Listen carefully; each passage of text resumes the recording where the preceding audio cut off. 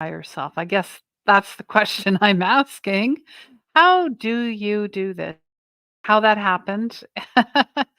But there are no no coincidences, all synchronicity, all divine setup. And I recorded an audio only podcast on Spotify and other places, wherever you get your podcast, about Hurricane Lee. That was my first hurricane. I experienced it. It wasn't as bad as they all say. Here I am.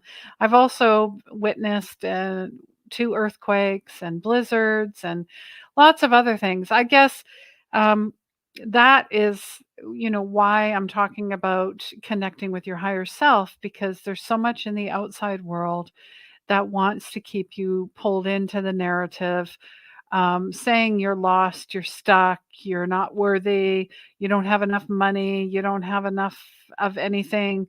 Um, Food prices are sky high, so are house prices. There's nowhere to live. There's wars everywhere. And there's also now climate anxiety. I just heard that the other day and I'm like, okay. So, and with Hurricane Lee, I'm circling back. They made it sound like it was going to be just awful and prepare for the worst. We were all conditioned to prepare for the worst and hope for the best. And honestly, prepare for the best and hope for the best. And it won't be worse. How about that? We need to flip the narrative, flip the script, stop living up here, connecting back to here. So that is how you're going to connect with your higher self, with God, with Buddha, with Source, with your guides, your angels, your loved ones. And Mickey Mouse, you have to believe in something. And I was asked as well, what if they don't believe in anything? So you're saying you don't believe in yourself? So I will challenge atheist or any other type of labels, because it's just a label that you feel connected to, that makes you feel better. How about you feel better by connecting to your higher self, to yourself, to your heart, to who you truly are? How about that? That's my challenge. So, connection, higher self is is a state of being, is a state of presence, is a state of love, is a state of joy. How can you find joy in everyday things? That will help you connect back to your higher self. Think about your children or when you were a child. You were always in higher self connections, in living in states, right? Were you not? I know I was. Everything, I was open to everything, attached to nothing. Everything was possible. I'm possible. It's never impossible. In fact, if someone told me it was, well, you watch me. Here I go. You can't jump in that puddle. What do you think the kids do? They do the opposite of what you just said. Hello. So start listening to yourself. Listen to your gut. You feel someone is off around you, but they've been friends of mine for many, many, many years. I get it. I've been there. How do you feel around them? Do you feel better or do you feel worse? If you're feeling sleepy, tired, anxious, angry, whatever emotions, you might be picking up on that, but it is also connecting to your body. Your body is a temple. And how are you honoring it?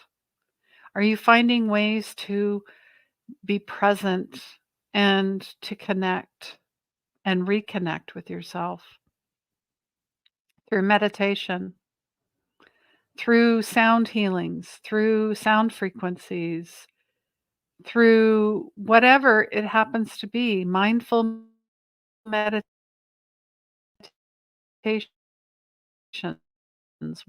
walking, working, singing, dancing, being artistic, being creative, writing. That's another way to connect with your higher self as well. So these are all, and prayer. I talk about prayer a lot. Not, "Oh my god, I need this, give it to me." No. That is a desperate energy, and that is a manipulative energy, and that comes from a state of lack, and you do not lack anything. You have everything inside of you. When did you stop believing it? And when did you start believing the lies that were told to you? Yeah, we're gonna hold that. And then it's also about feeding and nourishing your body through self-care, through acts of self-care. Having a beautiful walk in nature, having a lovely yoga practice, having a sanctuary somewhere in your home within yourself. Like someone like me, I'm a nomad. I don't live anywhere, but I live here, home, heart, soul. And wherever I'm traveling to, I make sure that I'm grounding myself, getting outside, putting my feet in the dirt, gardening, being near the ocean, climbing a mountain, hugging a tree, loving that bumblebee, whatever it happens to be, that will get you into that sympathetic state. Having sympathy and compassion and empathy and love and nourishment for yourself. And then feeding yourself with the most vibrationally high foods. I have been whole food plant based for almost 2 years and life changing. Okay. I reversed my high blood pressure. It wasn't high, I wasn't on medication, but it was doctors always like, you got to keep an eye on that. We might have to get you some medication for that. And then my liver was screaming. I had fatty liver disease. And what is that the result of? Well, foods that are too fatty, processed, but it's also what you're feeding your mind, body, and spirit as well. The relationships, the job, the thoughts, the disconnection from your spirit, from your higher self, from God, from source. We don't need a label. It's just a connection. You're disconnected. So I reversed that as well. And in the process, I gained a ton of energy. My anxiety went down big time, like almost practically gone. I mean, being attuned, the work that I do as a psychic medium, you're attuned to the global vibrations, right? But when you do this daily work, this daily practice, you can discern what is yours and what is not. And that's the biggest pull for an empath, highly sensitive. Like they say, observe, don't absorb. I've talked about this. I have over 550 videos on my YouTube channel. So if there's something you have a question about, go search, go look. There's lots of other people. We are doing all of this work. But as part of that work, I teach mediumship and intuition development and Reiki and chakras and playing games with spirit and inner child and trauma because it's all connected. Past lives, Akashic records, your soul, and healing the past trauma and the wounds and the ancestral garbage from society, from family, from past lives, and being the chain breaker and cutting that. We're done. No more. Time to evolve. We're moving into this new golden age of Aquarius, this golden era. And you, my friends, are magic, are manifestation, are divine. And your higher self is that's why you're here. You're watching this. You're not sure why. Or maybe you've been with me for a while. Either way, I'd love to know. I'd love to know. So really, it's a connection of the mind, body, spirit being, the triple effect here, being succinct, being in harmony, Not every day is rainbows and unicorns and butterflies. We will There are some pitfalls. I've been through them. We've all been through them many times. It's how you get back up. It's how you say, "Not today, Satan," whatever that happens to be. Not today. I am a child of the Most High. We all are. So, keeping your mind vibrationally high, keeping your body, your avatar vibrationally high. And then we're going to talk about the soul. How are you feeding your soul? Are you attached to the material world? That is not feeding the soul, that is soul sucking. Are you at a job you cannot stand? Well, how can you line things up, set things up for your success? Being happy at a place you cannot stand will motivate you to get you to where you want to be. How can you enjoy where you are in the moment? In the moment. So you can just close your eyes. How does that feel? What does that look like? Start downloading your visions from your higher self through your dreams, through intuition, through intuitive channeling, through writing, through conversations, through animals. This is how your higher self, your team, guides, angels, loved ones, God, are trying to get your attention. Are you paying attention? Or is your focus stolen by the illusionary outside ego based world?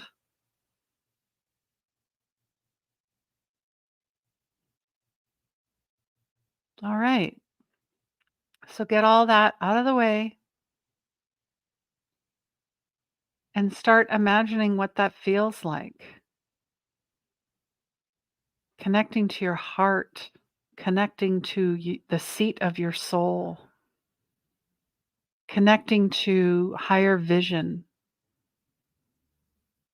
connecting to the healing, the love, the abundance, the peace, the joy that is all around you. And we're welcoming it in. We're welcoming it in. Breathe that in. Close your eyes. Take it in. Know it. Feel it. Breathe it. Live it.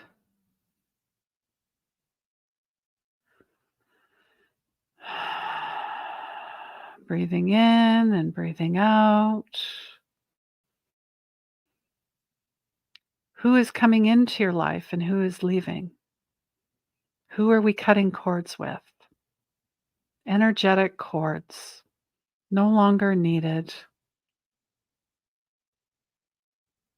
You are not a victim. You do not need to survive anymore.